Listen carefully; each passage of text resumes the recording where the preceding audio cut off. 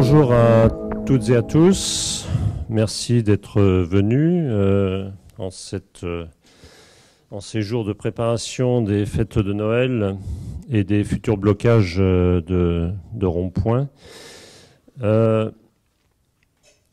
a souhaité organiser cette réunion, ce qu'on appelait Penser et transition pour agir, pour deux raisons principales. La première, c'est qu'il nous semblait un petit peu frustrant d'arriver à la fin d'un certain nombre de programmes de recherche que la MSH a soutenus, encouragés, accompagnés, etc., pendant parfois 1 an, voire 2 ans, et parfois plus.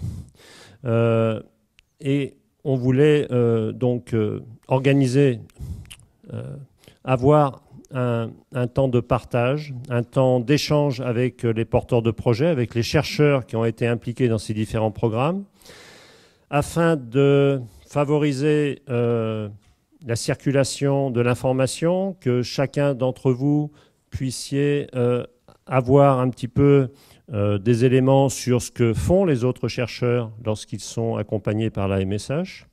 Et c'est comme ça que vous aurez un certain nombre de présentations qui vont se succéder ce matin et cet après-midi.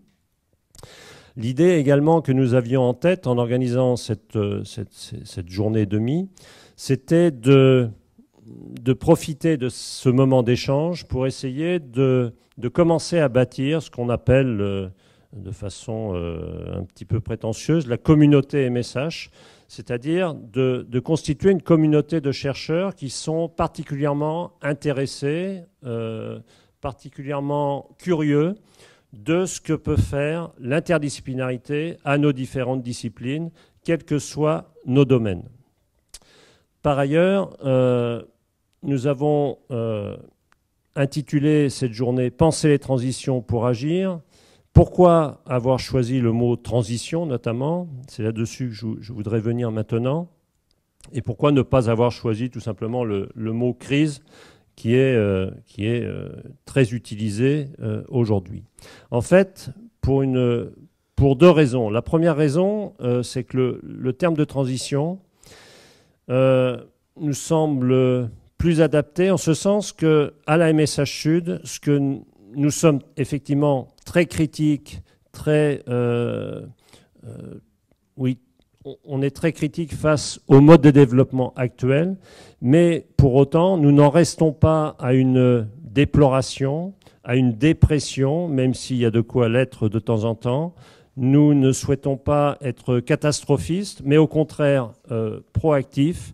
Et le terme de transition nous paraît, de ce point de vue, plus adapté, puisque ça permet de penser nos modes de développement actuels, qui sont pour beaucoup assez catastrophiques, annonciateurs de beaucoup de difficultés. Mais néanmoins, nous sommes dans une perspective d'action, d'où le mot transition pour agir, de l'action pour penser d'autres solutions, des alternatives de développement, et pas simplement être dans la déploration et la dénonciation. La deuxième idée qui sous-tend cette expression, c'est l'idée également que notre positionnement dans cette MSH, le positionnement consistant à penser des nouveaux modes de développement grâce à l'interdisciplinarité, une interdisciplinarité qui se conçoit pas simplement entre les sciences humaines et sociales, mais entre les sciences humaines et sociales et toutes les autres sciences, ce qui fait l'originalité, mais aussi qui donne le sens à notre entreprise. Parce que nous avons le sentiment, voire la conviction, que c'est en rapprochant ces disciplines, en les faisant dialoguer, en les faisant s'affronter également, en les faisant se disputer le cas échéant, que nous pourrons appréhender le caractère complexe des défis qui sont posés à nos sociétés, le caractère aussi systémique.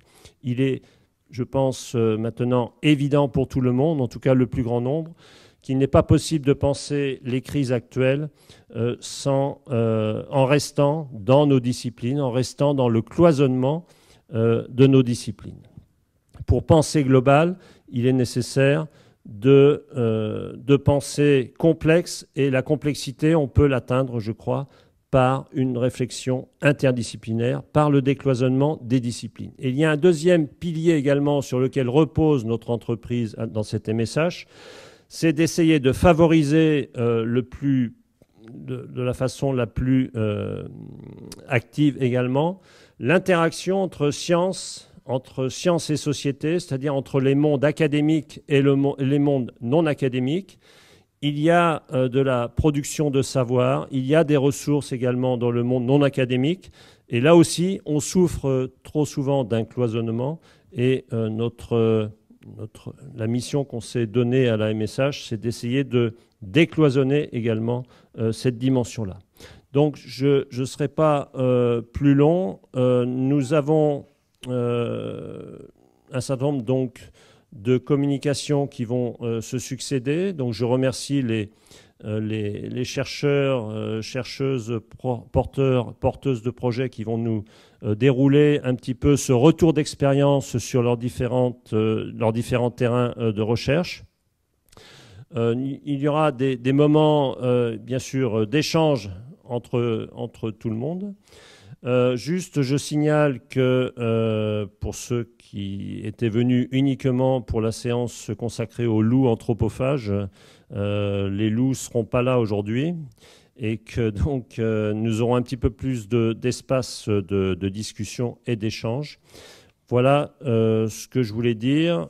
Je pense que Julien complétera si j'ai oublié quelque chose. J'ai sans doute oublié quelque chose, mais en fait, il est là pour veiller à cela. Donc, je vais lui laisser la parole.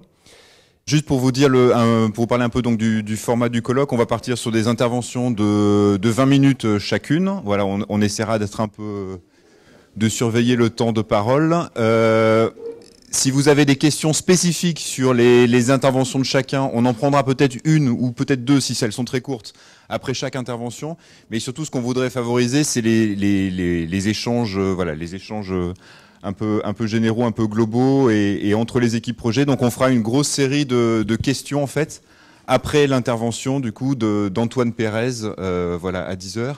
Et Thierry, on te propose, si tu veux, de basculer, étant donné voilà l'annulation de l'intervention sur le loup. Du coup, on fera la pause après l'intervention d'Antoine, et on basculera sur le projet Pernachy et le projet Giant, du coup, en deuxième partie de matinée. Juste un mot aussi pour vous dire que l'auditorium, du coup, était réservé pour aujourd'hui, mais qu'il y a des travaux qui se sont un peu éternisés, donc on l'a pas aujourd'hui. On devrait l'avoir demain pour les deux tables rondes du matin. Voilà.